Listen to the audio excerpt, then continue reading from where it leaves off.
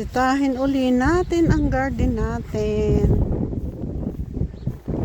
Mahangin ngayong araw, pero may init. Hindi mainit, hindi malamig. Tingnan natin kung tumubo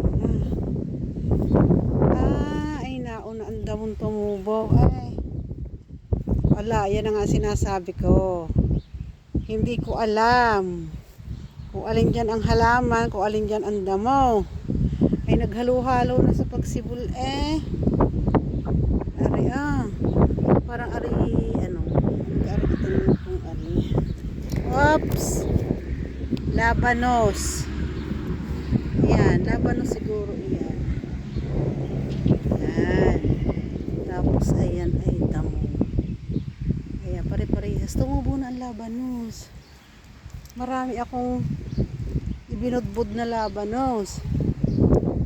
Yan. Tapos ito ay kadami ng damo. Aray. Ito. Kamatis.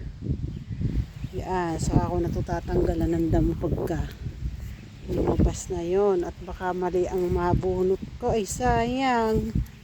Ayan. Naunang sumibol ang damo. Ito ay mais. Ang mais ko ay 1, 2, 3, 4, 5 hilera. Ang mais ko. Tapos ito sitaw, itong may tali, sitaw. Itong pila mais. Wala pang sibol. Sibol yung mais dahil 2 linggo nung 2 linggo simula tinanim namin. Ayan, damo ari hindi mais, ari damo, ari makulit na damo. Pag binunot mo ang ugat, ito sisibol uli, makulit. Naunang tumubo yung ano natin, yung labanos. Pare ay ano,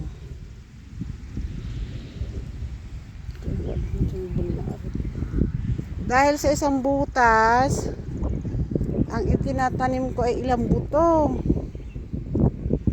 Magmamadali. Ayan, maganda yung lupa, basa, lagi umulan, libre sa dilig. Ayan. Wala pa. Yung iba pa lang naunang tumubo itong ano. Yung talong natin wala pa, tsaka okra.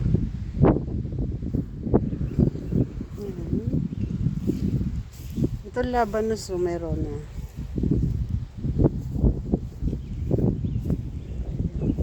Pino, watermelon, tsaka pakwan meron din.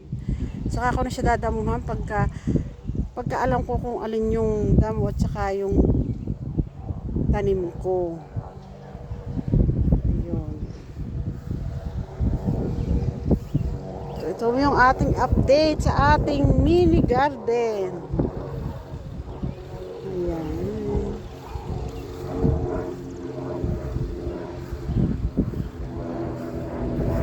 Ito yung sitaw. Tapos meron pa ditong mais. Yung ornamental mais. Yung maraming kulay. Maganda. Sana tumubo yun.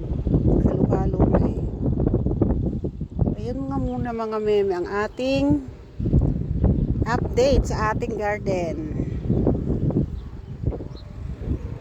Bye!